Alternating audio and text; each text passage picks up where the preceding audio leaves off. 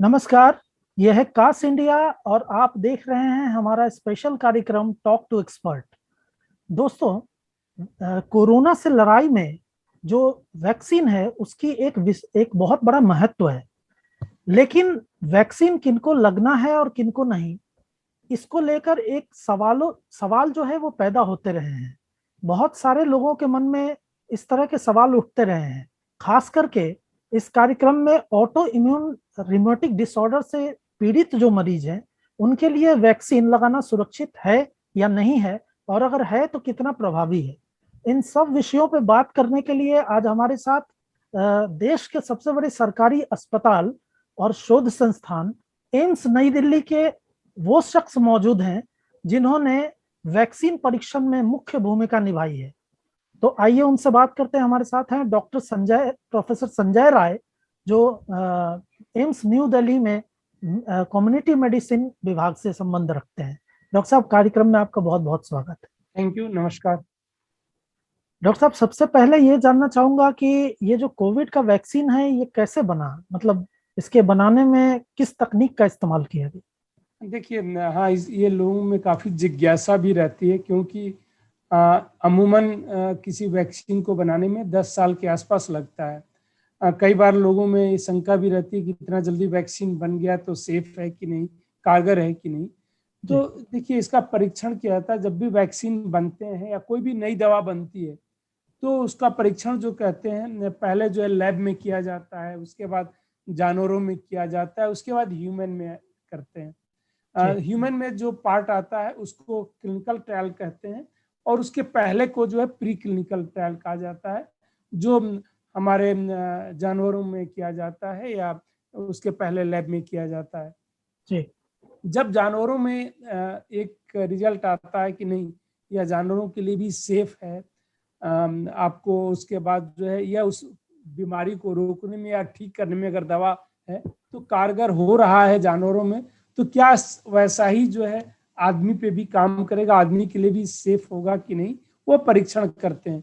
तो उसके कई चरणों में परीक्षण होते हैं, फेज 1, 2, 3 एंड 4।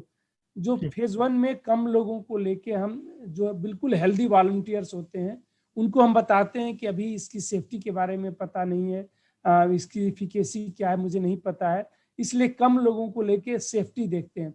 तो ये कम पूरी तरीके से स्वस्थ लोग होते हैं, हेल्दी वॉलंटियर्स ले जाते हैं, स्वेच्छा से लोग आते हैं उनको ले जाते हैं, उन पे वो परीक्षण करते हैं, दवा देखते हैं, फिर उनका जो है रेगुलर मॉनिटर करते रहते हैं कि कोई इनका जो है ब्लड के पैरामीटर जैसे लिवर फंक्शन, किडनी फंक्शन, वो सारा करते रहते हैं, उनका ब्लड लेके शुरू में करते हैं, फिर बाद में करते हैं, कुछ इंटरवल पे फोन से संपर्क करते हैं, उनको एक डायरी दे देते हैं कि कोई भी प्रॉब्लम होती है तो उसको भरें। फिर इसको एनालाइज किया जाता है कि सेफ है कि नहीं, कोई साइड इफेक्ट तो नहीं हो रहे हैं, कोई मेजर साइड इफेक्ट तो नहीं हो रहे हैं। इसको देखने के बाद तो एक तो इमीडिएट सेफ्टी का कंसर्न हो जाता है कि फर्स्ट 3 महीने तक हमने देखा कि नहीं सेफ है, 3 महीने तक कोई प्रॉब्लम नहीं हुई। और एक लॉन्ग टर्म हो सकता है अभी प्रॉब्लम नहीं हो, लॉन्ग टर्म जो है उसकी जो है कोई प्रॉब्लम हो तो उसको मॉनिटर करने की बात होती है। तो वह रिजल्ट खत्म नहीं होता है और वो चलता रहता है। पहले क्या होता था कि वो जैसे 2-3 साल तक फेज 1 चला, फिर हम जो है फेज 2 इसकी रिजल्ट को देखने के बाद अगर सही है तो फेज 2 शुरू करते थे, नहीं है तो नहीं शुरू करते थे। यहाँ पे हमने देखा कि फेज 1 3 महीना इंटरम एनालिसिस कर लिए, आगे वो स्टडी चलती रहेगी, लेकिन पैरेलल फेज 2 शुरू किया जा सकता है कि अच्छा ठीक है, इमीडिएट सेफ्टी का कंसर्न इसने एड्रेस कर लिया, इमरजेंसी सिचुएशन है, तो पैरेलल में फेज 2 में हम ये देखना चाहते हैं कि क्या अब बीमारी को भी रोकने में सक्षम ये हो सकता है। एंटीबॉडीज बना रहा है और एंटीबॉडीज का लेवल जो है वह क्या इतना है कि न्यूट्रलाइज कर दे। सो मेनली एंटीबॉडीज लेवल देखते हैं और फिर सेफ्टी वाला वो चलता रहता है। तो ये भी बहुत ज्यादा वॉलंटियर्स में नहीं होता। जैसे अगर कोवैक्सीन की बात करें, जैसे हमने यहाँ पे की, बाकी वैक्सीन तो अगर आप देखें तो 50 और 100 के आसपास कई वैक्सीन जो लग भी रही हैं, वहाँ पे फेज 1 में 50 के आसपास किया था। हमारे किसी भी ट्रायल में जो है 500 से कम जो है किसी फेज में वॉलंटियर्स नहीं रहे इसमें। तो फेज 1, फेज 2, उसके बाद फेज 3 ट्रायल आता है कि हाँ हमने ये देख लिया कि सेफ भी है उनको भी हम मॉनिटर कर रहे हैं। अब 6 महीने उनकी मॉनिटरिंग होगी जो फेज 1 वाले थे। फेज 2 वाले में हमने देखा कि ठीक है, एंटीबॉडीज बन गया, एंटीबॉडीज का लेवल ये है कि न्यूट्रलाइज कर रहा है, कितने % में एंटीबॉडीज बन रहा है, कितने % में नहीं बन रहा है, ये देखते हैं।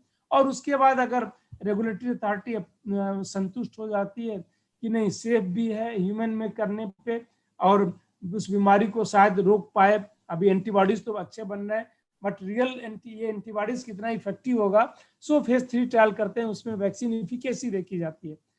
उसमें 2 ग्रुप में दिया जाता है, कुछ लोगों को वैक्सीन देते हैं, कुछ लोगों को वैक्सीन न देके, जिनको हम प्लेसबो कहते हैं, मतलब इनर सब्जेक्ट कोई ऐसे ही होता है जैसे डिस्टिल वाटर टाइप दे दें हम, तो प्लेसबो उनको दिया। और दोनों ग्रुप में देखते हैं कि बीमारी कितने % लोगों में इसमें हुई, कितने % जो है प्लेसबो ग्रुप में, कितने % को वैक्सीन दिया। वो ब्लाइंड प्रोसीजर होता है, नहीं हमें पता होता है, नहीं जिनको वैक्सीन मिली है उनको पता होता है। तो ये फेज 3 के फिर एंट्रीम एनालिसिस करते हैं और उसके डेटा को देख के, जैसे अभी तो एंट्रीम एनालिसिस पे ही अलाउ कर दिया, इसीलिए इमरजेंसी यूज ऑथराइजेशन मिला है, फिर उनका हम फॉलो अप करते रहते हैं और वो लंबे समय तक फॉलो इनका चलता रहता है। लेकिन इस बार प्रॉब्लम यह है कि किसी भी वैक्सीन का लंबे समय तक फॉलो अप प्लेसबो ग्रुप के साथ कंपेयर करके नहीं होगा, क्योंकि जिनको प्लेसबो भी दिया गया था कि वैक्सीन इफेक्टिव है और वैक्सीन सेफ है, तो उन लोगों को भी वैक्सीन दिया जा चुका है अब 3 महीने बाद।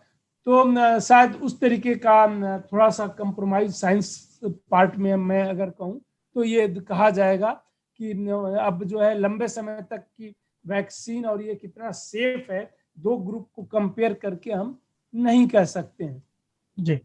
और दुनिया में इस समय 20 वैक्सीन अप्रूव्ड है और 20 के साथ यही हाल है। करीब 200 से 50 से ज्यादा वैक्सीन जो है अलग अलग फेज के डेवलपमेंट में है। तो ये थोड़ा सा ये, बट ये जो जल्दी आया वो इसलिए आया कि पैरेलल एक्टिविटी होती रही। पहले जो है पैरेलल नहीं होके जो है एक खत्म होने के बाद दूसरा शुरू होता था, तो बहुत ज्यादा शुरू के दिनों में हम कहें तो साइंस से कंप्रोमाइज नहीं किया गया, सेफ्टी देखने में नहीं किया गया।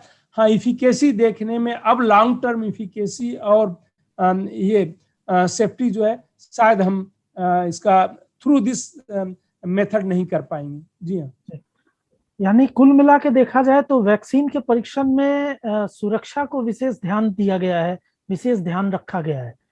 लेकिन एक जो सवाल खास तौर पे ऑटो इम्यून रिमेटिक डिजीज से पीड़ित जो लोग हैं, क्योंकि वो बायोलॉजिक्स भी लेते हैं, एक इंजेक्शन, कई सारी दवाइयां भी रेगुलरली लेते हैं, तो उन्हें डर है कि कहीं कोई कॉन्ट्राडिक्शन ना हो जाए मेडिसिन में।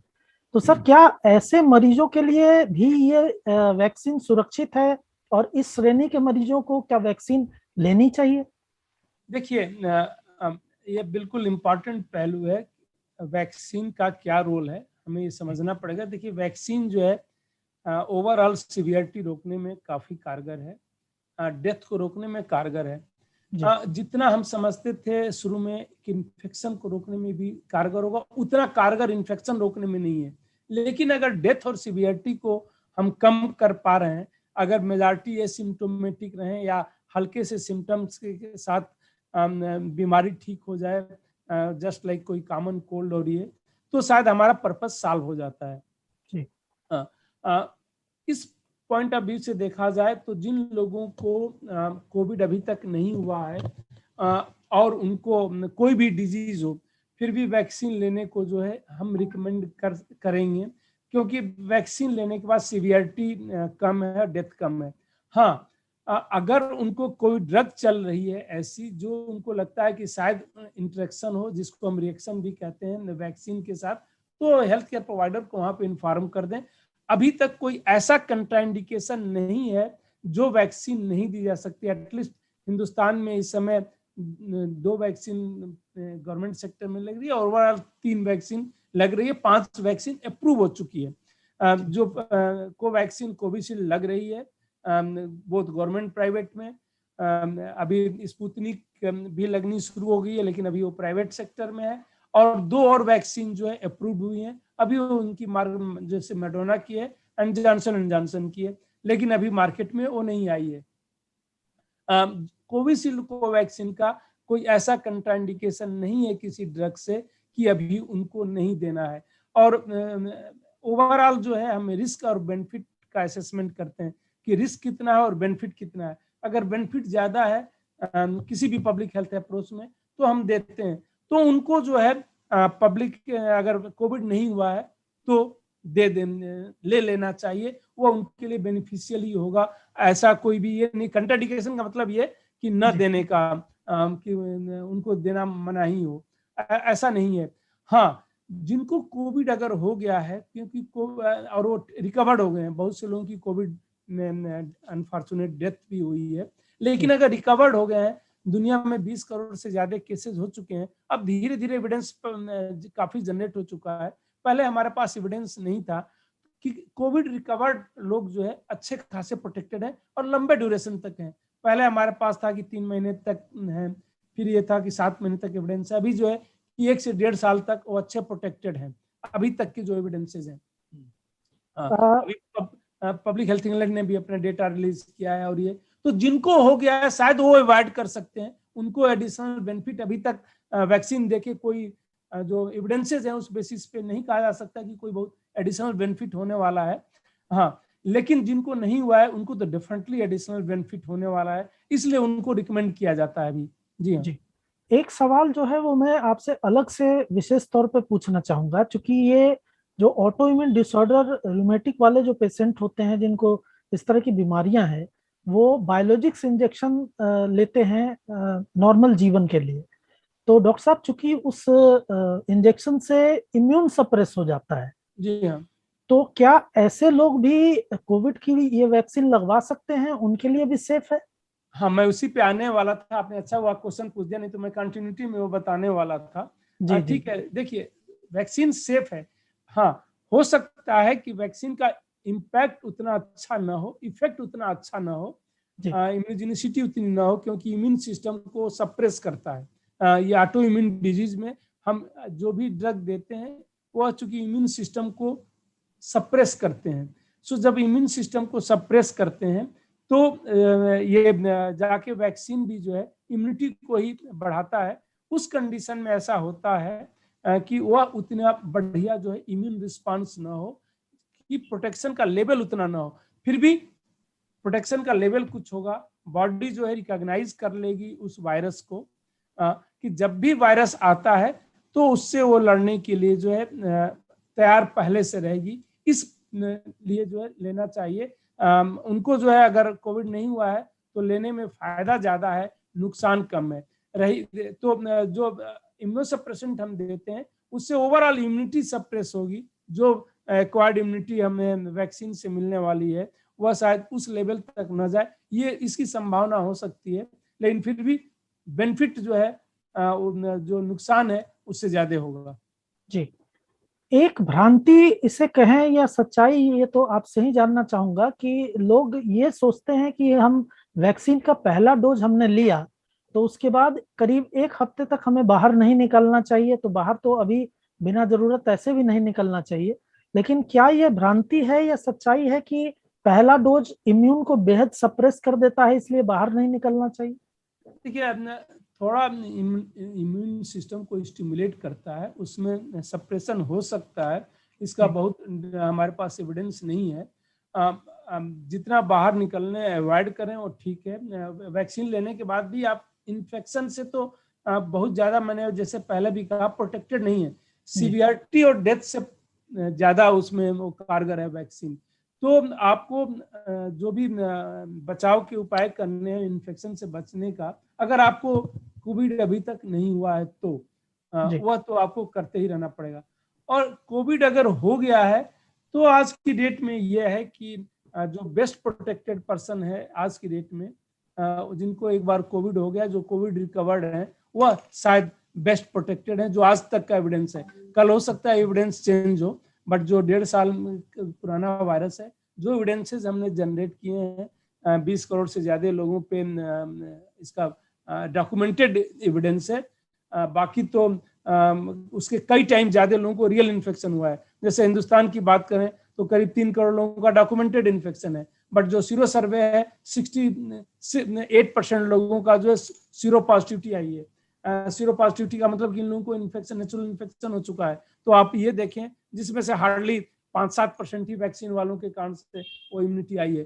तो अगर 65 भी हम मान लें कि ओवरऑल इसके कारण से है आपका नेचुरल इन्फेक्शन से, तो देख लीजिए 137 करोड़ में करीब जो है 90 करोड़ के आसपास लोगों को जो है इन्फेक्शन हो चुका है, और हमने जो है अभी तक 3 करोड़ लोगों का पता किया हुआ है इतने टेस्ट करने के बावजूद भी। जी तो इसलिए तो नेचुरल इन्फेक्शन जिनको हो गया, मेरा ये कहने का मतलब था कि शायद वो बेटर प्रोटेक्टेड है, धीरे धीरे जो एविडेंसेस आ रहे हैं, और अच्छी बात है। शायद हिंदुस्तान में देखिए तो जो वेव्स की अभी नहीं हुआ, कुछ जिन स्टेट्स में ज्यादा इन्फेक्शन हो गया है, चाहे वो दिल्ली हो, यूपी हो, बिहार हो, वहाँ केसेस बहुत ही कम हो गए हैं। और जहाँ अभी कम है इन्फेक्शन, जो सीरो सर्वे ने बताया, केरला हो, जबकि केरला के लोग सबसे ज्यादा डिसिप्लिन है, सबसे ज्यादा कोविड अप्रोप्रिएट बिहेवियर फॉलो करते हैं, फिर भी चूंकि वहाँ इन्फेक्शन नहीं हुआ है, जहाँ भी इन्फेक्शन नहीं होगा वो फैलता रहेगा, और वहाँ फैल रहा है। तो यह है इस डिजीज के बारे में जो भी पता है उस बारे में कहा जा सकता है। जी, अगले सवाल में एक और भ्रांति मैं चाहूंगा कि खत्म हो। दरअसल लोग जो कई सारे वैक्सीन अब उपलब्ध हैं, तो उसमें इसकी तलाश में रहते हैं कि आखिर कौन सा वैक्सीन बेहतर है। तो आपने तो कई सारे वैक्सीन का परीक्षण किया है, और खास करके कोवैक्सीन का आपने एम्स में किया है परीक्षण। तो इस मामले में आप क्या कहना चाहेंगे, कौन सा वैक्सीन जो है बेहतर है? देखिए, ये तुलनात्मक करना अभी बहुत सही नहीं होगा, क्योंकि जी लॉन्ग टर्म उसका डेटा, वैक्सीन ओवरऑल इफेक्टिवनेस कितना है, सेफ्टी कितना है। जो कोवैक्सीन का जो सबसे बड़ा एडवांटेज है, सेफ्टी प्रोफाइल में शायद वन ऑफ द बेस्ट है। देखा जाए तो काफ़ी जो भी अभी तक सीरियस एडवर्स इवेंट जो होते हैं नहीं है, जैसे कुछ वैक्सीन में आप देखें उनकी इफिकेसी बहुत ज़्यादा है, 95% तक कुछ वैक्सीन की इफिकेसी है, जैसे 2 मैसेंजर आरएनए की वैक्सीन है कि इफिकेसी ज़्यादा है। लेकिन इफिकेसी ज़्यादा होने के बाद उनके साथ जो है कुछ कार्डियक इन्फ्लेमेटरी प्रॉब्लम जो है डॉक्यूमेंटेड है उनके साथ ऑलरेडी। अब उनके लिफलेट पे भी लिख के सीडीसी ने कहा कि आपको देना पड़ेगा लोगों को बताने के लिए, क्योंकि वो कभी कभी जानलेवा भी हो सकता है। थोड़ी सी कुछ वैक्सीन के साथ जो है ये है आपका क्लॉटिंग प्रॉब्लम में, जो जिसको थ्रोम्बोएम्बोलिज्म कहते हैं, वो भी प्रॉब्लम है। लेकिन अगर आप देखिए कि ये जो प्रॉब्लम है, जैसे मैंने कार्डियक इन्फ्लेमेटरी का, तो जो डेटा रिपोर्टेड है अभी तक पर मिलियन, मैंने हर 10 लाख लोगों में करीब 13 लोगों को होता है हुआ। जी बट जो बेनिफिट है वो 10 लाख में कई हजार लोगों की हम जान बचाते हैं। सो अगर 13 लोगों को ये होता है तो यहाँ पे रिस्क है, लेकिन रिस्क बहुत ही कम है। एज ए साइंटिस्ट हमें ओपन सब कुछ बताना चाहिए, बट बेनिफिट बहुत ज्यादा है। अगर हम 13 से 14 एक भी लाइफ ज्यादा बचाते हैं, एक लाइफ की भी कीमत होती है, तो उसका महत्व है। यहाँ तो हम हजारों में बचा रहे हैं, इसलिए बेनिफिट है उनमें। जो क्लॉटिंग भी है, पर लाख में 2 क्लॉटिंग का रिपोर्टेड है हुआ, लेकिन बेनिफिट जो है फिर 1000 के आसपास, हम 1 लाख में 1000 के आसपास लाइफ बचा पा रहे हैं, जो शायद अगर न देते तो करीब 1500 के आसपास डेथ होती है। 1.5% के आसपास 45 साल के ऊपर के लोगों में डेथ हो जाती है कोविड से। तो अगर 1 लाख लोगों को हमने वैक्सीन दे दिया, 70% भी हमने लाइफ बचाई, तो करीब 1000 लोगों को हम बचा ले रहे हैं उसमें से। अगर 2 की वैक्सीन के कारण सीरियस एडवर्स इवेंट भी होते हैं, अगर डेथ भी होती है मान लीजिए, तो भी हम 1000 के आसपास लोगों को बचा रहे हैं पर लाख में। तो ये बहुत बड़ा एडवांटेज है।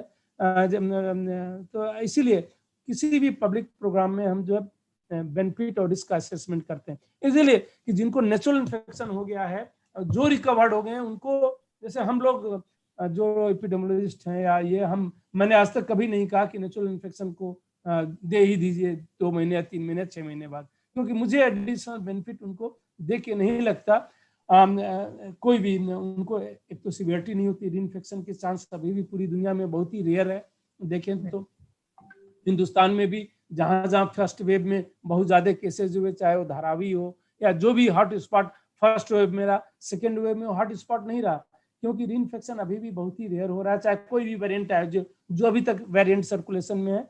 और अगर रीइंफेक्शन होता भी है कुछ लोगों में, तो वह जो है बहुत ही माइल्ड होता है, सिवियरिटी नहीं होती है, डेथ ऑलमोस्ट निग्लिजिबल होता है। तो इसलिए जो है उनको देने से कोई एडिशनल बेनिफिट इसमें नजर नहीं आता। जिनको नहीं हुआ है कोविड, उनको देने से ह्यूज बेनिफिट है वैक्सीन का, वह हमें जरूर ले लेना चाहिए जिनको नहीं हुआ है। यानी जिन्होंने अभी तक वैक्सीन नहीं लगवाया है और संक्रमित नहीं हुए हैं वो खास तौर पे, विशेष तौर पे वैक्सीन लगवा लें जितनी जल्दी हो सके। अच्छा सर, जो बच्चों से जुड़ी हुई जो वैक्सीन है उसकी क्या स्थिति है, मतलब वो कब तक उपलब्ध होगा वैक्सीनेशन के लिए? देखिए, अगर आप लोग ये चर्चा करें कि रियली किस ग्रुप को कितनी जरूरत है तो ज्यादा बेटर होगा। वैक्सीन कब उपलब्ध होगा वह जो है हमारा काम है ये करना कि कोई भी वैक्सीन, कोई भी दवा बनती है सेफ है कि नहीं, ह्यूमन यूज में हम उसको यूज करना चाहते हैं तो सेफ है कि नहीं, इफेक्टिव है कि नहीं। लेकिन जब हम उसका यूज करना चाहिए तो यूज होना चाहिए, मिसयूज नहीं होना चाहिए। जी बिल्कुल। तो बच्चों में कितनी जरूरत है, अगर मैं देखूं, बच्चे हिंदुस्तान में करीब 27 करोड़ के आसपास जो सीरो सर्वे करता है कि बच्चे जो है ऑलरेडी इन्फेक्ट हो चुके हैं। मैंने पहले बताया नेचुरल इन्फेक्शन जो है बेटर प्रोटेक्शन दे रहा है। हमें अपने बच्चों का ये था कि हमारे बच्चे इन्फेक्ट नहीं हुए होंगे, स्कूल कॉलेजेस बंद है, सब कुछ बंद है, घर के अंदर रहते हैं, बट बच्चे उतने ही इन्फेक्ट हुए हैं जितने बड़े हुए हैं, और वह सिर्फ पता चलता है सीरो सर्वे से, क्योंकि बच्चों में डिजीज इतनी माइल्ड है कि वह उनको इन्फेक्शन भी हुआ, सिम्टम्स नहीं हुए, तो हमें लगा कि बच्चों प्रोटेक्टेड है, उनको नहीं हुआ। और ये जो लोग थर्ड वेव की बातें कर रहे थे कि थर्ड वेव आएगा, बच्चों को परेशान करेगा, बच्चों में होगा, उनको नहीं हुआ है। उसका मेन बेसिस यही था कि बच्चों को सिम्टम नहीं हुआ, सिवियरिटी नहीं हुई, तो हम ये मान के चल रहे थे कि बच्चों इन्फेक्ट नहीं हुए, जबकि बच्चे इन्फेक्ट हो गए उतने ही इन्फेक्ट हुए जितना एडल्ट हुआ है। और ये अच्छी बात है कि वो इन्फेक्ट हो गए हैं, तो कम से कम ज्यादातर बच्चों में डर खत्म हो गया कि बच्चों को कोई प्रॉब्लम होने वाली है, इवन अगर इन्फेक्शन भी हो रहा है। तो पब्लिक हेल्थ में हमें हमेशा देखना पड़ता है कि किसी भी जो स्ट्रेटजी हम लाने वाले हैं उसका बेनिफिट कितना है, रिस्क कितना है। अगर एडिशनल बेनिफिट है तो डेफिनेटली हमें उसको यूज करना चाहिए। और हमें ये जो 3 करोड़ हिंदुस्तान में रिपोर्टेड केसेस हैं अभी तक, जिनका हमारे पास डेटा है, उनको एनालाइज करने के बाद कि बच्चों में कितने में सीवियरिटी हुई, वैक्सीन देने के बाद वो सीवियरिटी हम कितना कम होने की उम्मीद रखते हैं, उसको मॉनिटर भी करना चाहिए कि कितना कम हुआ। ये नहीं कि वैक्सीन देनी है और इसलिए कि सिर्फ जस्ट फॉर सेक ऑफ की वैक्सीन देनी है। सबके एक पॉजिटिव इम्पैक्ट भी होता है तो निगेटिव भी होता है, उनको बैलेंस हमें करना पड़ता है। और अब इस समय जो हम लोग देख रहे हैं कि कई बार कमर्शियल इंटरेस्ट इतना हावी हो जाता है कि वो साइंस को जो है चाहता नहीं है कि साइंस आ गया है। तो हमें इन सब के बीच में बैलेंस करना पड़ता है। एक डिजीज के लिए 20 से ज्यादा वैक्सीन हम जो है अभी तक अप्रूव कर चुके हैं, 250 से ज्यादा वैक्सीन जो है पाइपलाइन में है, वेरियस फेजेस ऑफ डेवलपमेंट में है। तो हमें बैलेंस करना पड़ता है और हमें ये देखना पड़ेगा कि रियली बच्चों को देने के लिए कितना बेनिफिट। जैसे पब्लिक हेल्थ इंग्लैंड ने अभी अपना डेटा रिलीज किया, 2 मिलियन पर मिलियन जो है 2 डेथ उन्होंने कहा बच्चों में 18 साल से कम हो रही है। 10 लाख में कोविड से 2 डेथ हो रही है। मतलब एडल्ट की बात करें 45 साल से ऊपर तो 1.5% हो रही है। मतलब पर मिलियन में जो है करीब जो है 1,500 क्यों 15,000 डेथ होगी, बच्चों में 2 डेथ हो रही है। तो क्या वैक्सीन देने से उन 2 डेथ में एक भी हम बचा पाएंगे, वो हमें देखना पड़ेगा। वो भी डेथ हो रही है उनको जिनको ये भी 2 डेथ जो है जो ओबेस बच्चे हैं, जो मोटापा बहुत ज्यादा है, जिनकी उम्र जो है 12 साल से ऊपर है। तो हमें किसको देना है और क्यों देना है, उसको क्या बेनिफिट है, इसलिए हमें देना चाहिए। इसलिए नहीं कि वैक्सीन देना इसलिए दे दें, क्योंकि बच्चे एक तो वैक्सीन जो है इन्फेक्शन को रोकने में बहुत कारगर नहीं है, सीवियरिटी को रोकने में कारगर है। बच्चों में अभी ये डिजीज इतनी सीवियर नहीं है, एक इन्फेक्शन ऑलरेडी काफी बच्चों को हो चुका है। अब मैं अपनी कंट्री की बात कर रहा हूँ, तो इसलिए हमें वो सब देखना पड़ेगा और तब इसको इम्प्लीमेंट करना चाहिए। जस्ट कि वैक्सीन देना है, और इसलिए जिस तरीके की डिमांड हो रही है, जिस तरीके का डिस्कशन होता है, वो ज्यादातर डिस्कशन यही था कि वैक्सीन आ जाए, वैक्सीन को दे दिया जाए। काफी लोगों को तो वैक्सीन के बारे में रियली कुछ आइडिया नहीं है, लेकिन वह वैक्सीन के बारे में जरूर बातें करते रहेंगे। लगता है कि उनको बातें करने से लोग कहेंगे कि ये काफी जो है वैक्सीन के बारे में नॉलेजेबल है। उनको बातें करने से लगता है कि वैक्सीन के बारे में शायद जो है इनकी जो है नॉलेज जो है बहुत ही पुअर है और एक कॉमन मैन से ज्यादा नहीं है। जी हाँ, तो इसलिए हमें, और आप लोग रियली एक क्वेश्चन पूछोगे तो क्या कि कितना जरूरी है, किस ग्रुप में क्या है, और ये डिस्कशन का मुद्दा होना चाहिए। डिस्कशन का मुद्दा कभी ये नहीं होना चाहिए कि कब वैक्सीन आएगा और कब बच्चों को लगा दिया जाएगा। ये अगर फार्मास्यूटिकल कंपनी वाले कहते हैं तो बिल्कुल है, ये उनके लिए मुद्दा हो सकता है, मेरे लिए मुद्दा बिल्कुल नहीं हो सकता है, आपके लिए भी बिल्कुल नहीं होना चाहिए। आप लोगों के लिए भी यही मुद्दा होना चाहिए कि कितनी जरूरत है, किस ग्रुप में जरूरत है, कब देना चाहिए, कितना उसका इम्पैक्ट होगा, और ये चर्चा होनी चाहिए। इम्पैक्ट कितना होगा, उस इम्पैक्ट को हम कैसे मॉनिटर करेंगे। जी हाँ जी, आखिरी सवाल है मेरा डॉक्टर साहब। जैसे कोरोना से जूझते हुए एक लंबा वक्त गुजर गया और इस बीच कई उतार चढ़ाव देखने को मिले।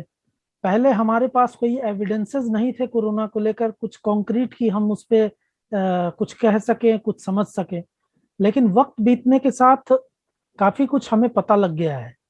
तो अब आने वाला जो समय है कोविड का, इस महामारी का, उसको आप कैसे देखते हैं और हम इस मामले में क्या उम्मीद कर सकते हैं? क्या इसका कुछ क्योर आने की उम्मीद है भविष्य में, निकट भविष्य में?